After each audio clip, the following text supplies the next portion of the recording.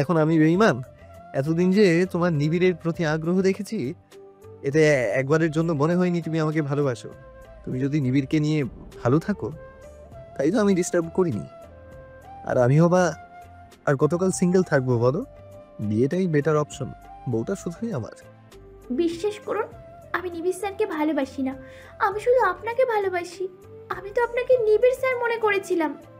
কেন কেন কেন তুমি মনে করবে এটা? মনে করেছো বেশ ভালো কথা, কিন্তু আমাকে জিজ্ঞেস করে শিওর হয়ে নাওনি কেন? আমার ভুল হয়ে গেছে, আমাকে আরেকটা সুযোগ দিন। অনেক দেরি হয়ে গেছে। হ্যালো বন্ধুরা, আসসালামু আলাইকুম। জয় ভাইয়া ও মেহের আপুর বয়েসে নতুন গল্প চলে আসছে আমাদের নতুন চ্যানেলে। তো আপনারা মেহের আপু ও জয় ভাইয়ের বয়েসে প্রতিদিন নতুন নতুন গল্প শুনতে এখনই চ্যানেলটি সাবস্ক্রাইব করে নোটিফিকেশন অন করে রাখুন। চ্যানেলের লিংক ভিডিওর কমেন্ট বক্স ও ডিসক্রিপশনে দেওয়া আছে। অনেক দেরি হয়ে গেছে। এটুকু বলেই ফোন কেটে দেয় আবির। রাইমা আর কিছু বলার সুযোগ পায় না, কাঁদতে থাকে অঝরে। পরপর 5 বার ফোন দেয় আবিরের নাম্বারে, কিন্তু আবির রিসিভ করে না। আবির ফোনটা কেটে দিয়ে আস্তে আস্তে কবিরের রুমে এসে শুয়ে পড়ে। শান্তি লাগছে তার খুব। বহুদিন পর আজ সে শান্তিতে ঘুম দেবে। আচ্ছা, মানুষকে এভাবে কষ্ট পেতে দেখে খুশি হওয়া কি উচিত? মস্তিষ্ক বলে না, আর মন বলে তুই জীবনে অনেক সময় অনেক কষ্ট পেয়েছিস, কেউ তোকে বোঝেনি, বোঝার চেষ্টা করেনি, এখন তোর পালা তাদের কষ্ট দেখে নিজেকে ভালো রাখার। হাসি আবির। সে জানে সে ঠিক করছে না, কিন্তু এতে সে শান্তি পাচ্ছে। তার এই মুহূর্তে শান্তির খুবই প্রয়োজন, খুব বেশি। কয়েকটা দিনেরই তো ব্যাপার, তারপর নিজ হাতে সবটা ঠিক করে দেবে সে। দীর্ঘ রজনীর পর ভোরের আলো ফুটেছে। সূর্যি মামা উদিত হচ্ছে নিজ স্বভাবে। নতুন একটা দিনের সূচনা এবং জীবন থেকে আরও একটা দিন বিদায়ের সূচনা। আধুনিকতার মোড়ানো জানলায় একজোড়া দামি পর্দা সূর্যের রশ্মিকে বাঁধা দেওয়ার জন্য চেষ্টা চালাচ্ছে, কিন্তু সামান্য পর্দা কি পারে সূর্যের তেজি রশ্মিকে ঠেকিয়ে রাখতে? বাতাসের ধাক্কায় বারংবার পর্দা নিজ জায়গা থেকে সরে যাচ্ছে, আর পূর্ব দিকের জানলার ফাঁক দিয়ে সূর্যের আলো আদিতার মুখশ্রীতে অবাধ্য বিচরণ করছে। ঘুমের মধ্যে বিরক্তিতে ভ্রুযুগল কুচকে আসে তার। ধীরে ধীরে চোখ খোলার চেষ্টা করে। চোখ খুলতেই তেজি রোদের আলোয় কুঞ্চিত ভ্রু আরও কুঞ্চিত হয়। চোখের উপর ডান হাতটা দিয়ে রোদের আলো থেকে চোখকে রক্ষা করে কোনো মতে। চোখ খুলে উঠে বসে। পাশ থেকে ফোনটা নিয়ে দেখে ভোর 6:12। উঠে গিয়ে জানলা লাগিয়ে দিয়ে এসে আবারও ঘুমানোর চেষ্টা করে, কিন্তু কাজ হচ্ছে না। 25 মিনিট লাগাতার চেষ্টার পর উঠে ফ্রেশ হয়ে নিচে যায় আদিতা। আয়শা বেগম আর মেয়েরা ছাড়া কাউকেই দেখল না। আরবার সাথে কদিনে বেশ ভাব হয়েছে। মেয়েটা ভোরেই ওঠে, কিন্তু আজ কেন নেই এখানে? তা প্রয়োজনীয় জিনিসটা এখন চাইবে কার কাছে? আদিতার কাছে এসে আয়শা বেগম বলে ওঠেন, আরবাকে খুঁজছো? জি আন্টি। সে ঢ্যাং ঢ্যাং করতে করতে নিবিড়ের জন্য চা নিয়ে ছাদে গিয়েছে। তোমার লেবু মধু শরবত রেডি করাই আছে, আমি দিচ্ছি, দাঁড়াও। আর শোনো, লজ্জা পাওয়ার বা ইতস্তত হওয়ার কোনো দরকার নেই। মাশাল্লাহ, এত সুন্দর কণ্ঠ ঠিক রাখতে হলে তো এসব প্রয়োজন। লজ্জার কি আছে এতে? আরবা বলে দিয়েছে আপনাকে? বলতে হয় বুঝি? ওই মেয়ে 12টার আগে কিচ্ছু মুখে দেয় না। সেই মেয়ে গত কয়েকদিন রোজ শরবত বানিয়ে তোমাদের রুমে যায়, তাই জিজ্ঞেস করেছিলাম। বলতে চাইনি, তুমি নাকি মানা করেছো। একটু জোর করেই কথা আদায় করতে হয়েছে। খারাপ ভাববে না প্লিজ, আমি বলিনি ওকে, ধারা বলেছে। বেশ করেছে, বলবে না কেন? আর এতে খারাপ ভাবার কি আছে? কিছু লাগলে নির্ভয় বলবে আমাকে। শাশুড়ি নয়, মা মনে করবে, কেমন? জি। আদনান ঘুমিয়েছিল। স্বভাবসুলভ সে দরজা খোলা রেখে ঘুমায়। রোহিত আজ নেই এখানে। ও নিজের দাদাবাড়ি খুব কাছেই সেখানে গিয়েছে। বিশাল বড় এক রুমে অঘরে ঘুমাচ্ছে আদনান। বলিষ্ঠ দেহ উদম, কোমর, পরনে ট্রাউজার। সারাদিন চুল সেট করে পারফেক্ট ম্যান সেজে থাকা আদনানের চুলগুলো এখন এলোমেলো, কেমন উল্টো হয়ে মুখ ফাঁক করে বাচ্চাদের মতন ঘুমোচ্ছে। এসির বদলে ফ্যান ছেড়েই ঘুমোচ্ছে সে। দুটো ডাগর ডাগর চোখ চশমার ফাঁক দিয়ে এসবই খুঁটিয়ে খুঁটিয়ে দেখছে। চোখের অধিকারীকে তার বাবা বলেছে লোকটা একান্তই তার হবে, তো দেখতে ক্ষতি কি? শুধু আজ না, আগামী দিনগুলোতেও সে ঘুম থেকে উঠে এমন দৃশ্য দেখতে একদম প্রস্তুত। আদনান একদম তার মন মতো। তার বাবা যখন তাকে বিয়ে দেবে বলেছিল, তখন সে যেমন পুরুষ মানুষের বর্ণনা দিয়েছিল, আদনান একদম সেরকম। ফর্সা, লম্বা, অল্পভাষী আর ইঞ্জিনিয়ার। বয়স আর রাগ বেশি, কিন্তু তাতে সমস্যা নেই। বাকি 4টে বৈশিষ্ট্য বিদ্যমান থাকলেই সে খুশি। 4টে শর্তে যথেষ্ট কারণও আছে। ফর্সা চাই কারণ সে উজ্জ্বল শ্যামলা। এখন তার স্বামীও যদি তার মতোই শ্যামলা হয়, তবে বাচ্চারা তো আরও বেশি শ্যামলা হবে। লম্বা চাওয়ারও কারণ ওই একটাই, বাচ্চারা যেন তার মতো খাটো না হয়। অল্প ফাঁসি চাওয়ার কারণ সে নিজেই কথা বলতে পছন্দ করে। সে নিজে যা কথা বলবে তার যথেষ্ট। এখন শুধু একটা শোনার মানুষ চায়। সব দিক থেকে আদনান 100তে 100। আদনান উল্টো থেকে সোজা হয়। আদনানের প্রশস্ত বুক মেয়েটার মুখে হাসি ফোটায়।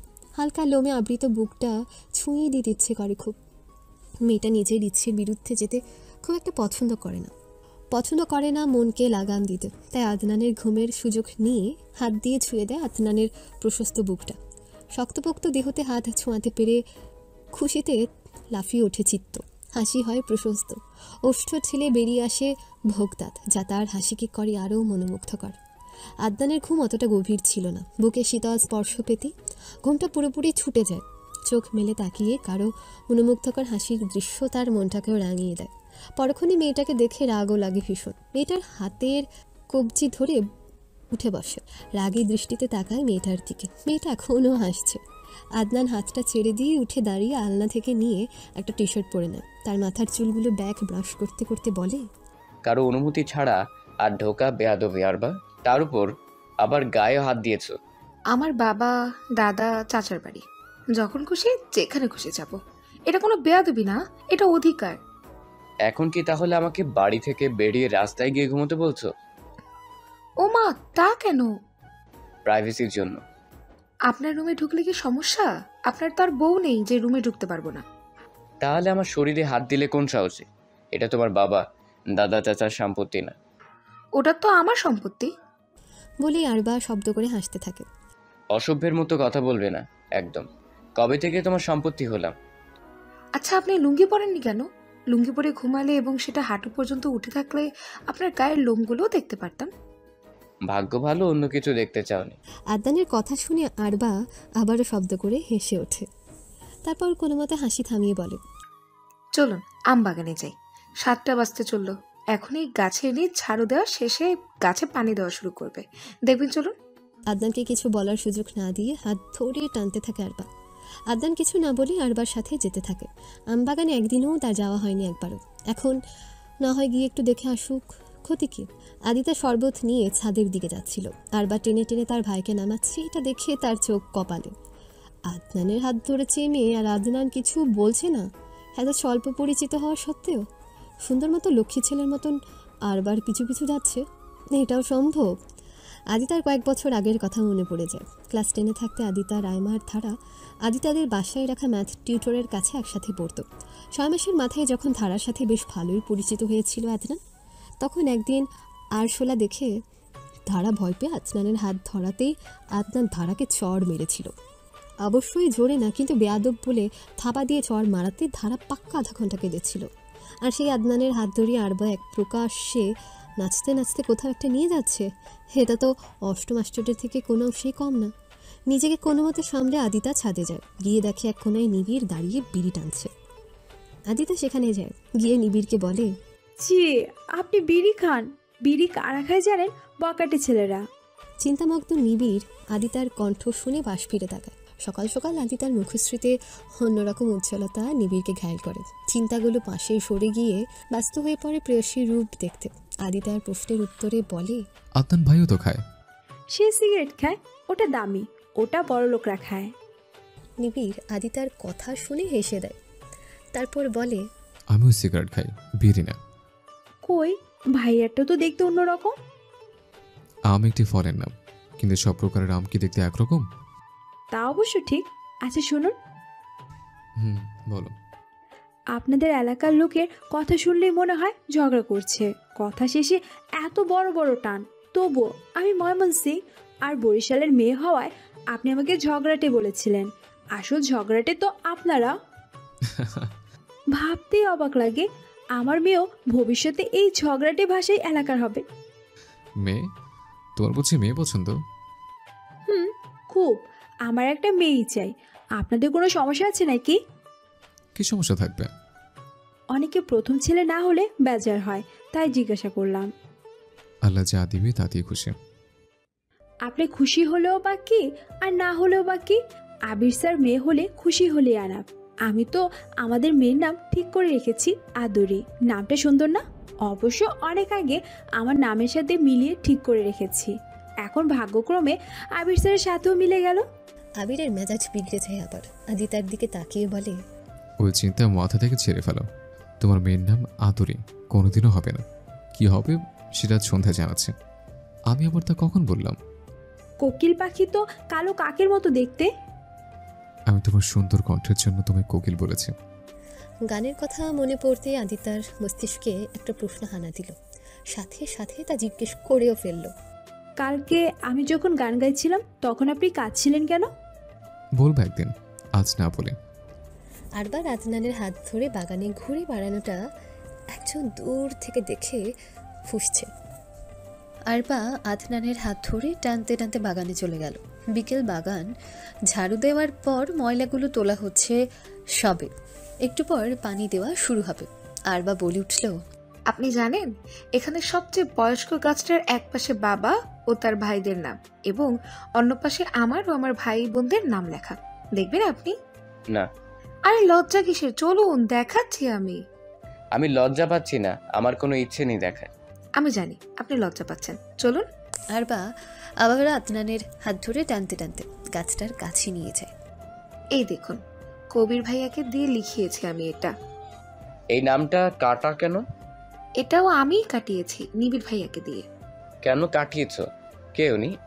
মেজু কাকার ছেলে জারিফ ভাইয়া, মিতু আপু আর মিনাপুর ভাই। কেন কাটিয়েছ? অনেক বড় কাহিনী। আদনা নিজের খালি হাতের দিকে এমন ভঙ্গিতে তাকায় যে সে সময় দিচ্ছে। তারপর কপাল কুঁচকে বলে ওঠে, আমার কাছে অনেক সময় আছে, তুমি চাইলে বলতেই পারো। আরবা হাসে, ফলে তার ভোগ দাঁত আবার উকি মারে ঠোঁটের ফাঁক দিয়ে। আরবার মিষ্টি হাসি দেখে আদনানও হাসে। আরবা বলে, চলুন হাঁটি আর বলি। চলো। আমাদের ভাই বোনদের মধ্যে কবির ভাইয়া সবার বড়।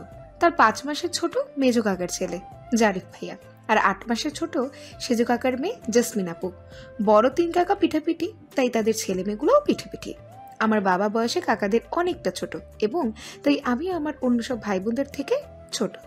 ছোটবেলা থেকেই সেজু কাকার ইচ্ছে ছিল জেসমিন আপুর সাথে জারিফ ভাইয়ার বিয়ে দেবে এবং সবাই এতে রাজিও ছিল, স্বয়ং জারিফ ভাইয়া নিজেও। ছোটবেলা থেকে জেসমিন আপু আর জারিফ ভাইয়ার সম্পর্কটাও গড়ে ওঠে ভবিষ্যতে বিয়ে হবে এমন ভাবে। সবই ঠিক ছিল যতদিন পর্যন্ত না শাম্মু ভাইয়া জন্ম নিল। শাম্মু ভাইয়া আমার 2 বছরের বড় আর জেসমিন আপুর একমাত্র আপন ভাই। তখন তাদের বয়স 13 বছর ছিল। ধীরে ধীরে তারা আরো বড় হলো। জন্ম নিলাম আমি। যখন তাদের 25 বছর বয়স, তখন সবাই সিদ্ধান্ত নিল কবির ভাইয়ার জন্য তাদের দুজনকে বসিয়ে না রেখে বিয়ে দিয়ে দেওয়া হবে। তখন আমার বয়স 9 বছর। বিয়ের কথা শুনে মেজো চাচা মোড় দিল, জানালো জেসমিন আপুর সাথে সে তার ছেলের বিয়ে দেবে না। জারিফ ভাইয়া নাকি জেসমিন আপুকে বিয়ে করতে চায় না, সে আমাকে বিয়ে করতে চায়। সবার মাথায় হাত পড়লো, নানান ঝামেলা হতে শুরু করলো পরিবারে। আমাকে নিয়ে শুরু হলো টানাটানি। মেজো চাচা আমাকে পুত্রবধূ করবে, আর তাও ওই 9 বছর বয়সে। অন্যদিকে বাড়ির কেউই এতে রাজি না। তুমুল অশান্তির মধ্যে বোমের মতো বিস্ফোরণের ন্যায় আঘাত হানলো একটা সংবাদ, আর সেটা হলো জেসমিন আপু প্রেগনেন্ট, আর সেই বাচ্চার বাবা জারিফ ভাইয়া। সেজো কাকা চাপ দিতে শুরু করলো বিয়ের জন্য, কিন্তু জারিফ ভাইয়া আর মেজো চাচার পরিবার কিছুতেই তাতে রাজি হলো না। অন্যদিকে জেসমিন আপু খাওয়া দাওয়া বন্ধ করে ঘরবন্দি করে নিল নিজেকে। একমাত্র মেয়ের এমন করুণ দশা দেখে সেজো চাচাও অসুস্থ হয়ে পড়লো। সিদ্ধান্ত হলো পরিবার ভাগ করার। এসব তাল গলে দাদি হার্ট অ্যাটাক করলো এবং মৃত্যুবরণ করলো। মরার আগে ওই বুড়ি বলে গেল, যাই হয়ে যাক না কেন তার সাধের পরিবার যেন ভাগ না হয়, এবং মাতৃভক্ত 4 ভাই তা পালন করলো।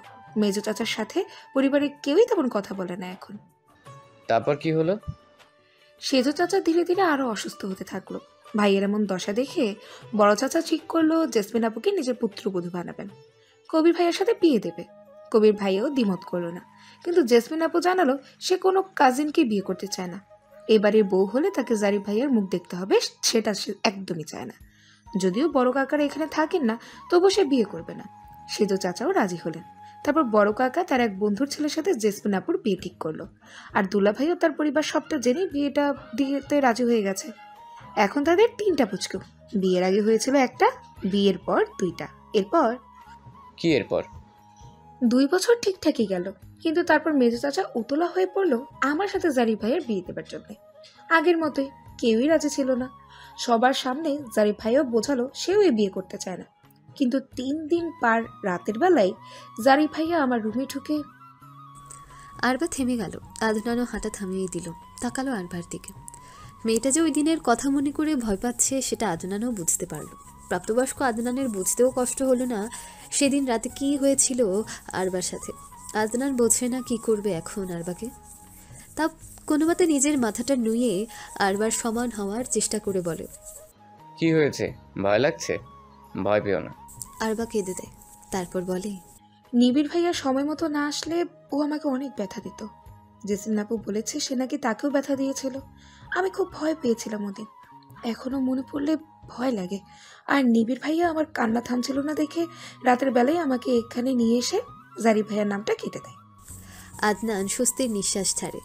সে যেমনটা ভেবেছিল তেমন কিছুই না, কিন্তু জারিফ নামক ছেলেটার উপর রাগও লাগছে খুব। 27 বছরের একটা ছেলে 11 বছরের একটা বাচ্চার সাথে অমন কাজ করার কথা ভাবেও কি করে, যেখানে তার এক কাজিন। আদনান আরবার চোখের পানি মুছিয়ে দিতে দিতে বলে, হ্যাঁ, পাগলি মেয়ে, ব্যথা দিতে চেয়েছিল কিন্তু পারিনি তো, তাই না? নিবিড় ভাইয়া বাঁচিয়ে নিয়েছে তোমায়। তো শুধু কাঁদছো কেন? এই জন্যই বুঝি নিবিড় ভাইয়ের সাথে এত ভাব?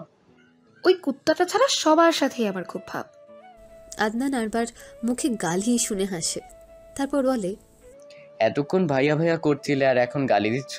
প্রথম থেকেই গালি দিলে আপনি ভুল বুঝতেন, তাই পরেই দিলাম। তো এখন আর ডিস্টার্ব করে না? করে তো, কিন্তু ওই দিনের পর জারিফকে আর বাড়িতে থাকতে দেয় না। দাদু বের করে দিয়েছে। সে তার নানা বাড়ি কুষ্টিয়াতে থাকে। বিয়ে উপলক্ষে কয়েকদিনের জন্য আবার এসেছে এখানে। বাবা আমাকে এই কয়েকদিন সাবধানে থাকতে বলেছে, বড়দের সাথে সাথে থাকতে বলেছে। এরপর তো বিয়েই দিয়ে দিবে। বিয়ে দিয়ে দিবে কেন? মেজো চাচা এখনো আমার আর জারিফ ভাইয়ের বিয়ে দেওয়ার চেষ্টা করে। বহু কষ্টে ঠেকিয়ে রাখছে জানেন তাকে। মাঝে মধ্যে মেজো চাচা আমাকে একলা পেলে তার ছেলেকে বিয়ে করার জন্য রাজি করানোর চেষ্টা করে। ইতু আপু, মিনা আপু, এমন মেজো চাচিও। তাই বাবা চাচ্ছে আমাকে দ্রুত বিয়ে দিয়ে দিবে, যাতে জারিফ ভাইয়ার কোনো ক্ষতি না করতে পারে আমার। ভালো পাত্র পেলেই বিয়ে দিয়ে দিবে, তাও জারিফ ভাইয়ার সাথে দিবে না। তুমি রাজি বিয়েতে? 4টা শর্ত দিয়েছে বাবাকে। এই শর্ত মতো পাত্র পেলেই বিয়ে করতে রাজি আমি। কি শর্ত? বলা যাবে না। তোমার মা বাবার বিচ্ছেদ হলো কবে? কিছু মনে করিও না। মনে করার কি আছে? আমার 5 বছর বয়সে। তোমার বাবা বিয়ে করেনি কেন? আমার জন্য। দাদা দাদি বিয়ে দিতে চাইলেও সে আর বিয়ে করবে না বলে জানিয়ে দিয়েছে। এখনো সেই সিদ্ধান্তে অটল আছে সে? হ্যাঁ। তোমার বিয়ে হয়ে গেলেও করবে না? না, করবে না। দাদাও জিজ্ঞেস করেছিল, তখন বলেছে বাবা। আচ্ছা, সব শুনে একটা জিনিস বুঝলাম। কি জিনিস? তোমার মেজো চাচা ও তার পরিবার খুবই ধূর্ত ও লোভী। কেন? এমন মনে হলো কেন? তোমার মেজো চাচা প্রথমে জেসমিন আপুর সাথে বিয়ে দিতে চেয়েছে, কারণ সে মেজো চাচার একমাত্র মেয়ে। বিয়ে করতে পারলেই মেজো চাচার সম্পত্তি তাদের। এখন সাম্য হওয়ার ফলে সে ঘুরে বালি পড়ল। এদিকে তুমিও হলে, তোমার বাবা মার বিচ্ছেদও হলো, আর তোমার বাবা বিয়ে করবে না সেটাও জানিয়ে দিল। এখন তোমাকে বিয়ে করা মানে তোমার বাবার সকল সম্পত্তি তোমার উসিলায় আত্মসাৎ করা। সহজ হিসেব। এভাবে তো ভেবে দেখিনি। আমি তো মনে করতাম আমি দেখতে নায়িকাদের মতো সুন্দর, তাই। আপনি তো অনেক চালাক। আমি ওই গাছটা থেকে আম পারবো। ওটার আম কাঁচা অবস্থাতেই অনেক মিষ্টি। পারো? মানা করেছে কে? তোমার বাপ দাদার সম্পত্তি বলে কথা। আমি তো খাটো, হাত যায় না আমার ও পর্যন্ত। আসো, আমি ছিঁড়ে দেই। আপনি আমাকে উঁচু করে ধরুন না প্লিজ, আমি ছিঁড়তে চাই। কবির, আবির আর নিবিড় ভাইও আমাকে এভাবে তুলে ধরে আর আমি নিজে ছিঁড়ি। আসো তাহলে। আরবা আদনানের কাছে যায়। আদনান আরবাকে উঁচু করে ধরে এবং আরবা কয়েকটা আম ছিঁড়ে নিচে ফেলে। তারপর আমগুলো নিয়ে আদনানের সাথে গল্প করতে করতে বাড়ির দিকে যেতে যেতে গাছে পানি দেওয়া দেখতে থাকে। এদিকে জারিফ সবটা দেখছিল দূর থেকে। কথা না শুনলেও আরবার মুখভঙ্গি দেখে সে খুব ভালোই বুঝতে পারছিল দুজনের মধ্যে বেশ সখ্যতা তৈরি হয়েছে, যা তাকে মোটেও স্বস্তি দিচ্ছে না। ইচ্ছে করছে গিয়ে আরবার চুলের মুঠি ধরে ফাঁসিয়ে আসতে, কিন্তু দাদুর সাথে শর্ত দিয়ে সে বাড়িতে এসেছে যে আরবার ত্রিসীমা নাইও সে যাবে না। মনে মনে কিছু একটা ভেবে সে হাসে। আরবার আর আদনান বাড়ির মধ্যেই ঢুকছিল, তখন পেছন থেকে একজন বলে, আপনাকে তো ঠিক চিনলাম না, কে আপনি? আরবার আদনান পেছনে ফিরে তাকায়। আরবা লোকটাকে দেখিয়ে আদনানের ঘাড়ের টি শার্ট ধরে টানে। আদনান বুঝে যায় যে আরবা তাকে নিচু হতে বলছে। আদনান হালকা নিচু হয়, তারপর আরবা মৃদু স্বরে বলে, এটাই ওই জারিফ ভাইয়া। আদনান জারিফকে আগাগোড়া দেখে নিয়ে বাঁকা হাসে, তারপর আস্তে করে বলে, তুমি ভিতরে যাও, আমি পরিচিত হয়ে আসছি। উনি খারাপ লোক, আপনি আমার সাথে চলুন। কিচ্ছু হবে না, তুমি যাও। আরবা আর কিছু না বলে এক দৌড়ে ভেতরে চলে যায়। আদনান গিয়ে জারিফের সামনে দাঁড়িয়ে হাস্যোজ্জ্বল মুখে হাত বাড়িয়ে দিয়ে বলে, সিভিল ইঞ্জিনিয়ার আদনান হোসেন এবং আবিরের একমাত্র সম্বন্ধী। জারিফও বাঁকা হেসে আদনানের সাথে মিলিয়ে বলে, আমি জারিফ আহমেদ, এবারের মেজর ছেলের ছেলে। আদনান হাস্যোজ্জ্বল শান্ত স্বরে বলে, বাপের পরিচয় ছাড়া নিজের কোনো পরিচয় নেই বুঝি? আদনানের এমন কথা শুনে জারিফের হাসি বিলুপ্ত হয়ে যায়। কি ভাই, হাসি থেমে গেল কেন? আমি তো মজা করলাম। তা আমার বউয়ের সাথে এতক্ষণ কি করছিলেন? আপনার কি বাংলা উচ্চারণ করতেও সমস্যা হয়? না মানে বোনকে বউ বলছেন যে? ওটা বই হবে, আরবাকে আমি বিয়ে করব। ভাই সকাল হয়ে গিয়েছে তো, এখনো স্বপ্ন দেখছেন যে? শহরের মালগুলো ঘাগু হয়তো আমি আগে থেকে জানতাম, আপনাকে দেখে আরো শিওর হলাম। It's my pleasure. আমার আরেকটা পরিচয় আছে, এই এলাকায় আমার থেকে ভালো দাবার কেউই খেলতে পারে না। আপনি কি আমার সাথে দাবা খেলবেন? Of course, why not. আমি আবার বাজি ছাড়া দাবা খেলি না, বাজি ধরবেন আমার সাথে? কোন বিষয়ে? তা না হয় জেতার পরই বলবো। 3টার দিকে আমবাগানে দাবা খেলতে আসার আমন্ত্রণ রইল। ওকে। আদনান বাড়ির মধ্যে প্রবেশ করার সাথে সাথে আনবা এসে তার সামনে হাজির হয় আর হাত ধরে টেনে ছাদের নিয়ে যায়। তারপর ছাদে রুমের উপরের জায়গাটুকুতে জিজ্ঞেস করে, কি বললো আপনাকে? দাবা খেলতে চায় আমার সাথে, সেটাই বললো। আপনি না করে দিয়েছেন তো? না করতে যাব কেন? আমি তো হ্যাঁ বলে দিয়ে এসেছি। কি, নিশ্চয়ই বাজিও ধরেছে? হুম। হাই হাই, সব গেল। কি বাজি ধরেছে? বলেছে খেলার পর জিতলে বলবে। আরবা মাথায় হাত দিয়ে বসে পড়ে। আদনানও তার পাশে বসে পড়ে আর জিজ্ঞেস করে, কি হয়েছে, চিন্তিত কেন? আমার জানা মতে দাবাতে ওনাকে কেউ হারাতে পারে না, আর যেসব বাজি দেয় তা পালন করা খুবই কঠিন। জিতে নিক তো আগে। আরবা মন খারাপ করে থাকে কতক্ষণ। আদনানও আর ঘাটে না, পকেট থেকে ফোন বের করে ফেসবুক স্ক্রল করতে থাকে। আরবা উঠে দাঁড়ায়। আদনান সেদিকে তাকাতে দেরি, কিন্তু আরবার দৌড়ে নিচে যেতে দেরি হয় না। আদনান সেই জায়গাতেই বসে বসে ফোন চালাতে থাকে। সকাল 9টা থেকে 3টা পর্যন্ত বাড়ির সবার মুখে আদনান আর জারিফের দাবা খেলার বিষয় মুখরিত। কবির আদনানকে গিয়ে বুঝায় যেন জারিফের সাথে দাবা না খেলে, কিন্তু কাজ হয় না। বাড়ির মুরব্বীরাও বুঝায়, কিন্তু তাতেও কাজ হয় না। সবাই বুঝে যায় আদনান অনেক জেদি স্বভাবের। এদিকে আদিতা আর ধারাও আদনানের পক্ষে কথা বলছে। ওয়াদা দিয়ে পরে পিছিয়ে আসলে তাদের ভাইয়ের মান থাকলো কোথায়? পিছিয়ে আসা একদমই উচিত হবে না। ঠিক 3টার সময় আদনান গিয়ে আমবাগানে হাজির হলো। আমবাগানের মধ্যে একটা ফাঁকা জায়গায় 2টা চেয়ার আর টেবিল সাজানো হয়েছে। আদনান গিয়ে একটা চেয়ারে বসে। পাক্কা 10 মিনিট পর জারিফ আসে আর বলে, আপনি এসে গেছেন। আমি টাইম টু টাইম কাজ করতে পছন্দ করি, লেট করা আমার ধাঁচে নেই। আমি তো জানি আপনি আসবেনই না। আর সেটা মনে হওয়ার কারণ? বাড়ির সবার কথা শুনে। ও। জারিফ গুটি সাজাতে শুরু করে। আদনানকে জিজ্ঞেস করে সাদা নাকি কালো গুটি নেবে। আদনান বলে জারিফের যা ইচ্ছে। জারিফ আদনানকে কালো গুটি দেয়। তারপর দুজনে মিলে কোট সাজাতে থাকে। এর মধ্যে বাড়ির সবাই ওখানে এসে হাজির হয়। সবার মুখে চিন্তার ছাপ। জারিফ যে সুবিধার লোক না তা সবারই টেনশনে আছে। খেলা শুরু হয়। জারিফ আগেই সৈন্য এগিয়ে দেয়। আদনান শুরু করে ঘোড়া দিয়ে। বেশ কিছু চালের পর আদনান বুঝে যায় জারিফের খেলার প্যাটার্ন, আর এটাও বুঝে যায় জারিফ সৈন্য, ঘোড়া আর হাতি খুবই কম ব্যবহার করে খেলে। আর জিততে জিততে জারিফ ওভার কনফিডেন্ট হয়ে গিয়েছে। আদনান বাঁকা হাসে আর জারিফকে তার অধিকাংশ গুটি খাওয়ার সুযোগ করে দেয়। এদিকে বাড়ির সবার মাথায় হাত। আদনান এত খারাপ খেলে তা তারা আন্দাজও করেনি। এদিকে জারিফের প্রায় সব গুটিই আছে, আর আদনানের 2টো ঘোড়া, একটা হাতি, একটা নৌকা আর 3টা সৈন্য আছে। খেলার এ পর্যায়ে এসে আদনান খেলার মোড় ঘুরিয়ে দেয়। একের পর এক গুটি খেতে থাকে জারিফের ঘোড়ার সাহায্যে। জারিফ তাল সামলে উঠতে পারে না। কিছু বুঝে ওঠার আগেই আদনান 2টো ঘোড়া আর নৌকার মাধ্যমে বাজেভাবে ফাঁসিয়ে দেয় জারিফের রাজাকে। আদনান চেয়ারে গা এলিয়ে দিয়ে বাঁকা হেসে বলে, চেকমেট। জারিফ তাকায় আদনানের হাস্যোজ্জ্বল মুখের দিকে।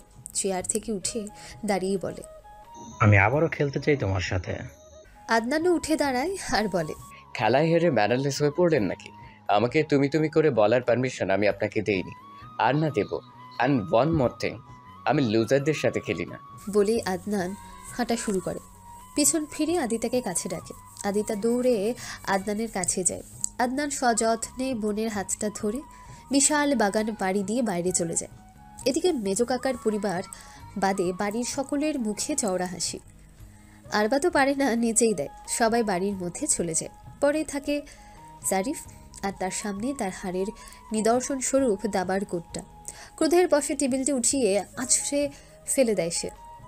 আদনান পুরো বিকেলটা বোনকে নিয়ে ঘুরে বেড়ায়। 4 দিন পর তার চোখের মনিটার বিয়েই হয়ে যাবে, চলে যাবে অন্যের ঘরে। আদনান তাই শেষবারের মতন বোনকে নিয়ে ঘুরে বেড়ালো।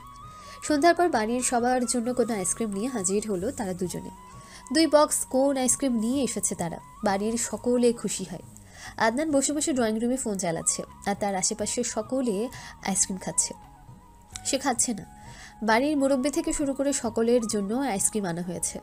আদনান আর চোখে আরবাকে দেখছে, যে 2 হাতে 2টো আইসক্রিম নিয়ে খাচ্ছে, আর তার বাবা মেয়ের পাশে বসে মেয়ের মাথায় হাত বুলিয়ে দিচ্ছে, আর বড় ভাইয়ের সাথে কথা বলছে একদম বাচ্চাদের মতন। আইসক্রিম গলে আরবার হাত মেখে গিয়েছে, ঠোঁটের চারপাশেও লেগে রয়েছে। শাড়ি পরে ঢ্যাং করা এই আদনানের মনে হয়েছিল আরবা বেশ পরিপাটি স্বভাবের, কিন্তু এখন তার ধারণাকে ভুল প্রমাণ করছে আরবা। তবে এটা নতুন না, প্রতিনিয়তই আরবা কোনো না কোনো কাজ করে আদনানের ধারণা পাল্টে দেয়। রাত 8টার দিকে আদিতা ছাদে যায়। নিবিড় সেখানেই ছিল। ছাদ এবং পুরো বাড়িটায় ঝালর বাতি দিয়ে সুন্দর করে সাজানো হয়েছে। অফ হোয়াইট আর বেগুনি ঝাড়বাতির আলোয় পরিবেশটাও চমৎকার লাগছে। কালকে বিয়ের বাকি শপিংটুকু করা হবে। তার পরের দিন মেহেদির উৎসব, তারপর হলুদের অনুষ্ঠান, এবং অবশেষে তার জীবনের একটা অধ্যায় শেষ হয়ে নতুন অধ্যায় শুরু হবে। আদিতা দূর থেকে নিবিড়কে দেখে। লোকটাকে অনেক সুন্দর দেখাচ্ছে দূর থেকে। সিগারেট খাচ্ছে লোকটা। আচ্ছা, এই লোকটাকে এত সুন্দর লাগে কেন ইদানিং? লোকটার সাথে কথা বলতে, ঝগড়া করতে এত কেন ভালো লাগে তার? এই লোকটা 4 দিন পর তার দেবর হয়ে, কিন্তু মন যেন তা চাচ্ছে না, আর না চাচ্ছে আবিরকে স্বামী হিসেবে। কিন্তু কিছু করার নেই, এখন বিয়ে ঠিক হয়ে গিয়েছে, পেছানোর কোনো উপায় নেই। আদিতা গিয়ে নিবিড়ের পাশে দাঁড়ায়। নিবিড় ঘাড় ঘুরিয়ে একবার দেখে নেয়, তারপর বলে, তোমার অপেক্ষায় রয়েছিলাম। ও মা, কেন? তোমার মেয়ের নাম বলবো তাই। আপনি বললেন আর আমি রাখলাম, এত সহজ? আমার মেয়ের নাম আদুরি হবে। না, হবে না। তোমার মেয়ের নাম বাণী হবে। বাণী? তোমার বর্ণ নামের সাথে মিলেই বাণী। তোমার মতো সুন্দর বাণী ছাড়বে তোমার মেয়ে, আর তাতে তুমি অতিষ্ঠ হয়ে বিচার দিবে বাণীর বাবার কাছে, আর বাণীর বাবা তার আদর মেয়ের পক্ষ নিয়ে তোমার সাথে খুনসুটিতে মেতে উঠবে। বা, এখন থেকে রক্তের প্রতি এতটা টান? পৃথিবীতে ল্যান্ড করার আগে আমার আদরের মেয়ের নাম আদুরি হবে। দেখা যাক। হ্যাঁ, দেখা যাবে। কখনো বাড়ি থেকে পালিয়েছ? না তো, কেন? জীবনে থ্রিলিং কিছু এক্সপিরিয়েন্স করা খুবই দরকার। 4 দিন পর তোমার বিয়ে, পালিয়ে যাও। আমারও বিয়ে করতে মন চায় না, কিন্তু সমস্যা একটাই, কার সাথে পালাবো? তেমন কোনো লোক নেই তো। কেন, আমি আছি না, পালাবো আমার সাথে। আদিতা চোখ বড় বড় করে তাকায় নিবিড়ের দিকে, তারপর বলে, আপনি নিচে গিয়ে আমার জন্য 1 গ্লাস পানি নিয়ে আসুন। তারপর আমি পানি মুখে নেওয়ার সাথে সাথে আপনি আপনার সাথে পালিয়ে যাওয়ার কথাটুকু আবার বলবেন, আর আমি মুখের পানিটুকু আপনার মুখে মারবো, ঠিক আছে? নিবিড় চোখ ছোট ছোট করে তাকায় আদিতার দিকে, আর আদিতা বলে, ওভাবে তাকিয়ে লাভ নেই। এর চেয়ে রোহিত ভাই এই প্রস্তাব দিল রাজি থাকতাম, কিন্তু আপনার সাথে ও মাই গড, কখনোই না। রোহিত ভাই 2-3 দিন আমাকে নিয়ে ঢ্যাং করে ঘুরে বেড়াতো, সস্তার প্ল্যানিং করতো, কয়দিন পর আমাকে রেখে সে তার রাস্তায়। কিন্তু আপনি তো সাংঘাতিক লোক। পালিয়ে গিয়ে 10 দিন ধাবারের উপর, তারপরের 10 দিন কান ধরে উঠবসের উপর, তারপরের 10 দিন রোদে দাঁড় করিয়ে রেখে যখন আমার শরীরে আর কিছু অবশিষ্ট থাকবে না, ঠিক তখন আদনান ভাইয়ের কাছে গিয়ে আমার নামে উল্টাপাল্টা কথা বলে আমাকে রেখে আসবেন, এবং তারপর ভাইয়া আমাকে জবাই দিবে, আর আমার ভাবলীলা সাঙ্গ হবে। কেন ভাই, কেন? আমার সাথে এত শত্রুতা কিসের আপনার? আমি মজা করছি না। না, আপনি কি মজা করতে পারেন? আপনি তো জানেনই না মজা কি জিনিস। আরে ভাই, এপ্রিল মাস চলছে, বেশ ভালো কথা, কিন্তু আজ তো আর এপ্রিল মাসের 1 তারিখ না। শুধু শুধু আমাকে এপ্রিল ফুল কেন বানাতে চাচ্ছেন? ইডিয়েট একটা। হ্যাঁ, এখন তো আমি ইডিয়েট, আপনার ফাঁদে পা দেয়নি, তাই তো? যত সব। নিবিড় কিছু বলতে নেবে তার আগেই আদিতা বাইরে আঙুল তাক করে বলে ওঠে, ওই দেখুন আমার বাবার গাড়ি, বাবা এসে গিয়েছে। এটা বলে এক মুহূর্ত না দাঁড়িয়ে নিচে যাওয়ার উদ্দেশ্যে রওনা দেয় আদিতা। এদিকে ছাদে দাঁড়িয়ে সিগারেট ধরায় নিবিড়, আর ভাবতে থাকে আদিতাকে কিভাবে প্রপোজ করবে, কিভাবে পালিয়ে যাওয়ার জন্য কনভিন্স করবে। এতদিনে তার আর আদিতার সম্পর্কটা এমন হয়ে দাঁড়িয়েছে যে প্রপোজ করলে আদিতা সেটাকে নিজ হকে দুষ্টুমি মনে করবে। কি আসলে তো তা না। কি করবে নিবিড়? হাতে যে সময় খুবই কম। আমিন সাহেব বাড়ির ভেতরে প্রবেশ করতে দেরি হয়, কিন্তু আদিতার দৌড়ে গিয়ে বাবাকে জড়িয়ে ধরতে দেরি হয় না। আদিতার আকল চিত্ত বারংবার বলছে বহুদিন বাবাকে দেখে না সে, বহুদিন বাবার সাথে বসে রসালো কথা বলে মাকে রাগানো হয় না, সোফায় বাপ্পিতে একসাথে বসে টিভি দেখা হয় না, একসাথে খাবার খাওয়া হয় না। আর কয়দিন পর তার বিয়ে, বাবার সাথে আর রোজ দেখা হবে না। রাতে কাজ শেষে ফিরে আসতে যত দেরিই হোক না কেন, আর না খেয়ে অপেক্ষা করা হবে না। আদিতা আমিন সাহেবকে ধরে ফুপিয়ে কেঁদে ওঠে। আমিন সাহেবও সাধের মেয়ের এমন আবেগী কর্মকাণ্ড উপেক্ষা করতে পারেন না, চোখ ভিজে আসে তার। শুধু পারে না আদিতার মতন ফুপিয়ে কেঁদে উঠতে, কিন্তু নেত্রকোণ থেকে গড়িয়ে পড়তে থাকে নোনা ঝড়। আদনান সোফায় বসে সবটা খেয়াল করে, দেখতে পায় আমিন সাহেবও কান্না করছে। আদনানও আবেগী হয়ে পড়ে, বোনটা তারও খুব সাধের, কিন্তু নিজেকে সামলে নেয় সে। দ্রুত গতিতে আদিতার কাছে গিয়ে আদিতাকে আমিন সাহেবের বাহু ডোর থেকে নিজের বাহু ডোরে আবদ্ধ করে সান্ত্বনা দিতে থাকে, এবং ইশারায় আমিন সাহেবকে চোখের পানি মুছতে বলে আদিতা দেখে ফেলার আগে। আমিন সাহেবের এমন অবস্থা দেখলে আদিতা আরও কান্নাকাটি করবে। আমিন সাহেবও ছেলের কথা মতন রুমাল বের করে চোখের পানি মুছে ফেলেন। আদিতার এমন অবস্থা দেখে পরিবারের সবারই মন খারাপ হয়। সবারই মেয়ে আছে, সবাই বোঝে এই পরিস্থিতিটা কেমন। কথা বাড়ায় না তারা, আমিন সাহেবের খাতির যত্নে লেগে পড়ে তারা। আদনান বহু কষ্টে বোনকে শান্ত করে, বোঝায় এমনটা করা উচিত না। আদিতা কান্না থামিয়ে দিলেও এখনও হিচকি তুলছে। আমিন সাহেবের পাশে বসে তাকে দেওয়া খাবারই ভাগ বসাচ্ছে আদিতা। তার কিছুক্ষণ পর আদিতা উঠে উপরে চলে যায়। হাফসা বেগম, আদিতা আর আদনান বিয়ে উপলক্ষে আগে এসে পড়েছিল রাজশাহীতে, কিন্তু আমিন সাহেব কিছু কাজের কারণে আসতে পারেননি তখন। আজ এসেছে। জামাল সাহেবও আমিন সাহেব কুশলাদি বিনিময় করে নেয়, পরিচিত হয় পরিবারের সকলের সাথে। রহমান সাহেবও উপস্থিত হয় সেখানে। রহমান সাহেব দোতলায় ছিলেন এতক্ষণ। তারপর বিয়ে সম্পর্কিত আলোচনায় বসেন তারা তিনজন, সাথে আদনান এবং জমিন সাহেবও ছিলেন। এতটা পথ পাড়ি দিতে আপনার কষ্ট হয়নি তো? 4 চাক্কার গাড়িতে করে আসতে আবার কিসের কষ্ট? আমি এক ঘুমে রাজশাহী। তাও ঠিক, আগে যে কত কষ্ট করে আসতে হতো বাসে করে, অনেক সময় ভেঙে ভেঙেও আসতে হতো। আর আমাদের বাড়ির ওখানে তো হাঁটু সমান কাদা হতো, কি যে কষ্ট করে যেতে হতো তা বলার বাইরে। বহু বছর পর নাকি এবছর আবার অনেক কাদা হয়েছে। শালার মেয়র শুধুই আসন দখল করে আছে, কোনো কাজই করে না। প্রত্যেক বছর বালি দেয় কিন্তু পাকা করে না, আর এবছর বালিও দেওয়া হয়নি। বাবার হাত ধরে ছোটবেলায় আপনাদের বাড়িতে যেতাম, এত কাদা থাকতো যে আমি হাঁটতেই পারতাম না, বাবা কাঁধে করে নিত। এইসব এখন শুধুই স্মৃতি।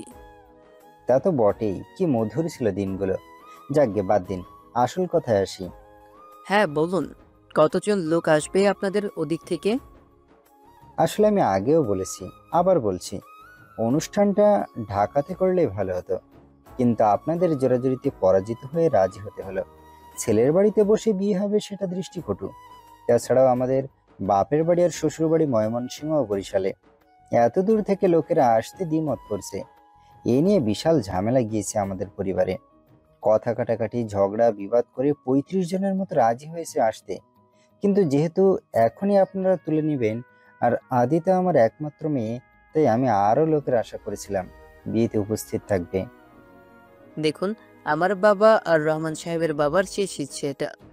আমার বাবা বেঁচে থাকলেও রহমান সাহেবের বাবা ইন্তেকাল করেছেন। বুঝতেই পারছেন, রহমান সাহেবের বাড়িতে যেতে 30 মিনিটেরও বেশি সময় কাদার সাগর পাড়ি দিতে হবে। তাই আমাদের এখানে বসে বিয়েটা সারতে হচ্ছে। তবে চিন্তা নেই, আপনি চাইলে ঢাকায় বসে আবার বড় করে অনুষ্ঠানটা করতে পারেন, আমাদের কোনো আপত্তি নেই। তা তো করতেই হবে। আদিত্য শুধু আমার না, আমাদের বংশেরই একমাত্র মেয়ে। আমরা 2 ভাই 1 বোন। আমার বড় ভাইয়ের 2 ছেলে, আর বোনটার কোনো ছেলে মেয়ে নেই। এমনকি ওর নানা বাড়ির দিকেও বেশি মেয়ে নেই। সবার ভীষণ আদরের আদিতা। বড় করে অনুষ্ঠান পরবর্তীতে না করলে সবাই কষ্ট পাবে। তাহলে তো হয়েই গেল। কালকে জামাল সাহেব নাকি বাকি কেনাকাটা করতে যাবে। আপনি আর আমিও আলাদা করে না হয় গেলাম কিছু কেনাকাটা করতে। অধিকাংশই শেষ, শুধু টুকটাক বাকি। এদিক দিয়ে আমি এগিয়েছি। যাবতীয় কেনাকাটা আদনান নিজের হাতে করে রেখে এসেছে। বাকি ফিনিশিংটুকু দিয়ে আমি নিয়ে এলাম। এখন শুধু গায়ে হলুদের দিন মাছ, ফল যাবতীয় সব কিনলেই ব্যাস। একটা কথা ছিল আমার, একটা প্রস্তাব আপনার কাছে আমিন সাহেব। জি বলুন। বিয়ের প্রস্তাব। আমি কন্যার জন্য আপনার পুত্রকে পছন্দ আমার। আমিন সাহেব আদনানের দিকে তাকায়। আদনানের কপাল কুঁচকানো, নিচের দিকে তাকিয়ে রয়েছে সে। আমিন সাহেব তার স্ত্রী হফসা বেগমকে ডেকে আনেন। তারপর জমিন সাহেবের দেওয়া প্রস্তাবের কথা জানান। তিনিও ছেলের দিকে তাকান।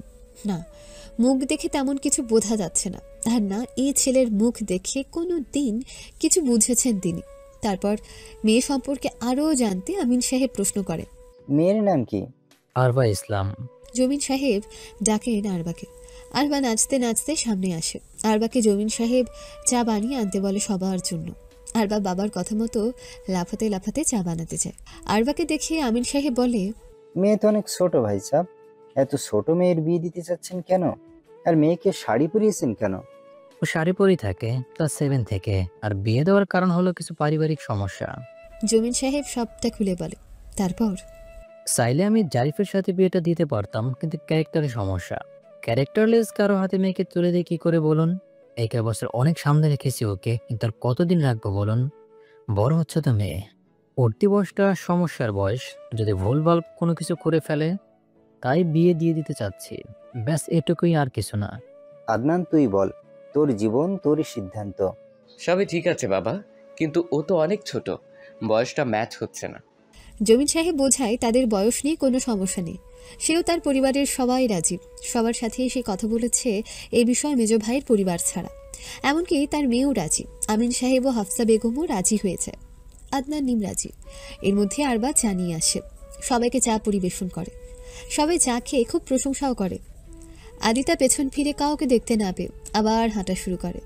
পুকুর পাড়ে গিয়ে দেখে নিবিড় সিঁড়িতে পা ভিজিয়ে বসে আছে আর সিগারেটের ধোঁয়া উড়াচ্ছে। আদিতা গিয়ে পাশে বসে পড়ে। নিবিড় ঘাড় ঘুরিয়ে আদিতাকে দেখে নেয়। আবির, কবির, আশা আর আরবা একটু কাছে গিয়ে ওরা কি করছে আর বলছে তা শোনার চেষ্টা করতে থাকে এবং সফলও হয়।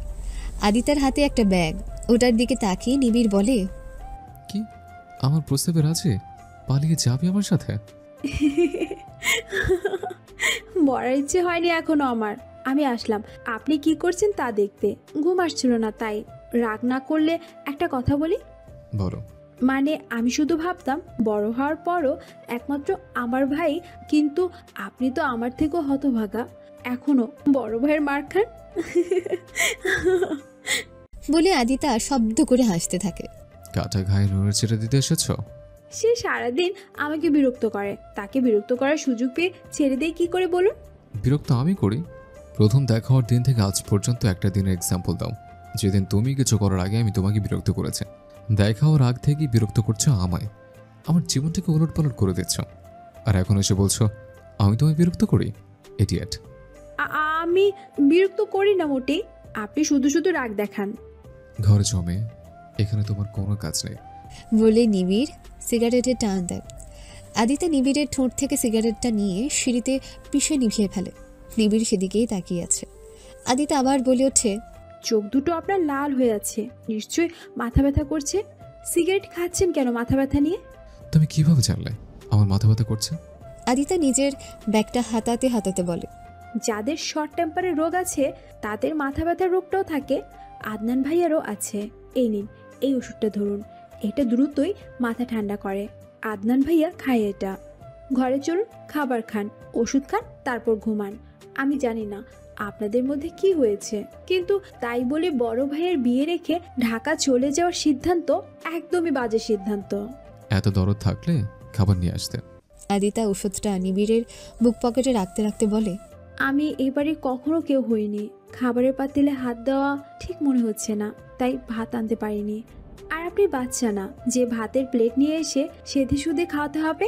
তবে এই নিন, বিস্কুট খান। নিবিড় বিস্কুটের প্যাকেটটা হাতে নেয়। এর মধ্যে আদিতা আবার বলে ওঠে, খেয়ে দে সুস্থ থাকুন। কয়েকদিন পর আমার বিয়ে খেতে হবে না, তারপর আমি আপনার ভাবি হয়ে যাব। দিনরাত আপনাকে বিরক্ত করব, আর আপনি কিচ্ছু বলতে পারবেন না। আদিতার কথা শুনে নিবিড় বিস্কুটের প্যাকেটটা ছুঁড়ে পুকুরে ফেলে দেয় আর সজোরে বলে, দরকার নেই আলগে পেরে দেখানোর। স্বামী ভাসুর শ্বশুর নিয়ে থাকেন, বিয়ের পর জ্বালানোর জন্য আর কেউ থাকবে না। কেন? আপনি যাবেন কই? এখান দিয়ে গিয়ে আলাদা একটা ফ্ল্যাট নেব, দেন পিএইচডি করতে যাওয়ার জন্য অ্যাপ্লাই করব। থাকবো না এখানে। আহ, ভাইয়ের সাথে রাগ করে এমন ডিসিশন নিলেন নাকি? না, নিজের উপর রাগ করে। আর সেটা কিসের জন্য? নিবিড় কিছু বলে না, চুপচাপ 5 মিনিট বসে থাকে। আদিতা বসে থাকে, নিবিড় মাথাটা নুয়ে হাত দিয়ে মাথার তালুতে পানি দেয়। লম্বা চুলগুলো নাক পর্যন্ত লেপটে থাকে, সেগুলোকে ব্যাক ব্রাশ করে নেয় সে। আদিতা আজ প্রথমবারের মতো নিবিড়ের উন্মুক্ত কপাল দেখল। কাঁটা জায়গাটাতে আদিতার চোখ আটকে যায়, কি যেন হয়ে যায় আদিতার। হাত দিয়ে ছুঁয়ে দেয় জায়গাটা। আদিতা হাত দেওয়ার সাথে সাথে নিবিড় আর চোখে তাকায় আদিতার দিকে। আদিতা চমকে ওঠে, ভীত কণ্ঠে জিজ্ঞেস করে, রকটা লাফাচ্ছে কেন? নিবিড় আদিতার কথায় পাত্তা না দিয়ে মুখটা একদম আদিতার মুখের কাছে নিয়ে যায়। মুখে কিচ্ছু বলে না। আদিতাও যেন শক্তি হারা হয়ে পড়েছে, নড়তে পারছে না। নিবিড়ের গরম নিঃশ্বাস আদিতার মুখ জুড়ে বিচরণ করে। নিবিড় একটু আগে সিগারেট খেয়েছে, তার গন্ধে আদিতার দম বন্ধ হয়ে আসে। কিন্তু আদিতা ঘোরের মধ্যে ডুবে আছে, সরতে চেয়েও সরতে পারছে না। নিবিড়েরও যেন কি হয়েছে। আদিতাকে বড্ড ভালো লাগে তার। মায়াবী গোলগাল চেহারাটা দেখলে আদর আদর পায়। কই আগে তো পেত না, কিন্তু আজকাল কি হলো? আদিতাকে এত কেন ভালো লাগে? আদিতা নিজের চোখ জোড়া বন্ধ করে নেয়। নিবিড় এই দৃশ্য দেখে ঘাড় ঘুরিয়ে নেয়। এদিকে দূরে বসে এসব দেখে আশার কবির চোখ ঘুরিয়ে নেয়, কিন্তু আরবা আর আবির হ্যাংলার মতো তাকিয়ে আছে কি হয় দেখার জন্য। ওরা দুজনে দেখলো নিবিড় ঘাড় ঘুরিয়ে নিয়েছে আর আদিতা একইভাবে বসে আছে। আরবা বিরক্তির স্বরে বলে, আহ, চুমু দিল না কেন? সিনেমাতে না এইসবে চুমু হয়?